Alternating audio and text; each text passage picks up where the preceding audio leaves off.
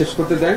মাহমুদুর রহমান মান্না, আমাদের রাজনৈতিক নেতা মাহমুদুর রহমান মান্না এবং সাংবাদিক রোজিনা ইসলাম, এগুলো খুব আলোচিত মিথ্যা মামলা ছিল, তো এই জন্য এই দুটা নাম রিপ্রেজেন্টেটিভ এক্সাম্পল হিসাবে উল্লেখ করলাম। আরো অনেক মামলায় প্রত্যাহার করা হবে।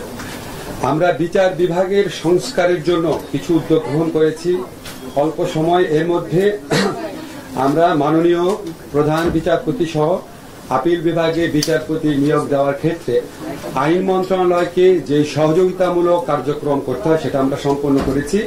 আপনারা দেখেছেন অতি দ্রুত আমাদের প্রধান বিচারপতি এবং আপিল বিভাগে যারা বিচারপতি আছেন, মাননীয় প্রধান বিচারপতি, ওনাদের নিয়োগ হয়েছে। সারা দেশ থেকে আমরা প্রশংসা পাচ্ছি। আমরা এমন একজন মাননীয় প্রধান বিচারপতি পেয়েছি যিনি অক্সফোর্ড থেকে পড়াশোনা করেছেন, টাফট ইউনিভার্সিটি থেকে পিএইচডি করেছেন। ওনার নানা অত্যন্ত শ্রদ্ধেয় একজন বিচারক ছিলেন। ওনার বাবা আপনারা সবাই চিনেন, ব্যারিস্টার ইশতিয়াককে। তো আমরা যে এই নিয়োগের থেকে আপনারা বুঝে নেবেন যে আমরা কিসের উপর গুরুত্ব দিচ্ছি, কোয়ালিটি ইন্টিগ্রিটির উপর গুরুত্ব দিচ্ছি। যারা আপিল বিভাগে মাননীয় বিচারপতি আছেন আপনারা সবাই ওনাদের সম্পর্কে অবহিত আছেন। এটা আমরা খুব আনন্দের সাথে বলছি, কারণ আপনারা আগে যারা প্রধান বিচারপতি আছে ওনাদের সিভি আছে, আর আমাদের এখন যে প্রধান বিচারপতি আছে এটা কম্পেয়ার করলে বুঝতে পারবেন আমরা কিসের উপর জোর দিচ্ছি। অ্যাটর্নি জেনারেল অফিসে সম্পূর্ণ দলীয় ভিত্তিতে নিয়োগ হয়েছিল, তার মধ্যে প্রায় অর্ধেকের মতো কর্মকর্তা ইতিমধ্যে পদত্যাগ করেছেন। সেখানে আমরা বেশ কিছু নতুন আইন কর্মকর্তা নিয়োগ দিয়েছি। অনেক তাড়াহুড়া করে নিয়োগ দিচ্ছি, তারপরও যতটা স্ক্রুটিনি করা যায়, কনসালটেশন করা যায় করছি। দু একটা ভুল হতে পারে, সেগুলি কারেকশনের স্কোপও থাকবে।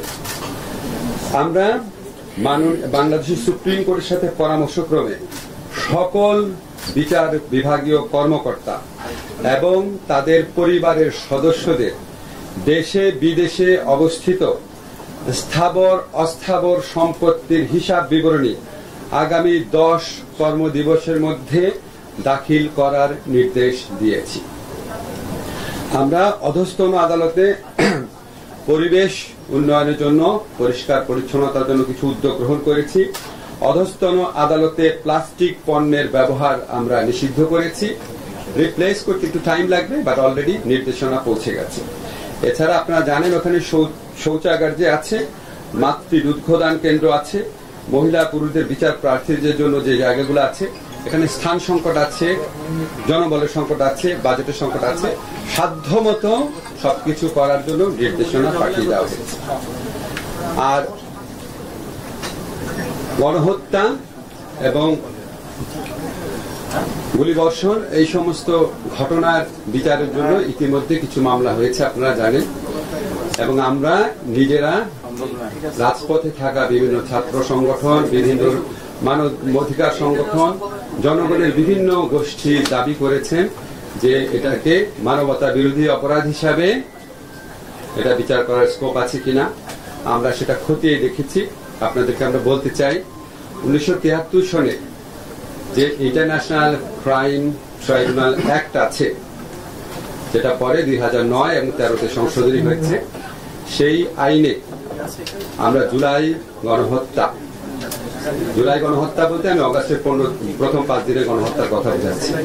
এটার জন্য দায়ী যে ব্যক্তিবর্গ আছেন উনাদের বিচারের জন্য আন্তর্জাতিক অপরাধ ট্রাইব্যুনালে ওনাদের বিচারের জন্য আমরা ইতিমধ্যে একটা ছোটখাটো গবেষণার মতো করেছি, করে দেখেছি এই আইনের অধীনে এই হত্যাকাণ্ডের সাথে জড়িত ব্যক্তিরা এবং যারা আদেশ দিয়েছেন, বিভিন্নভাবে সহযোগিতা করেছেন, তাদের সকলকে বিচারের আওতায় আনা সম্ভব।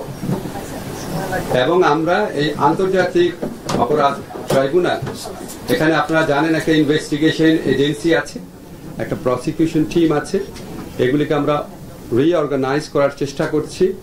আদালতটা একটু পরে করব।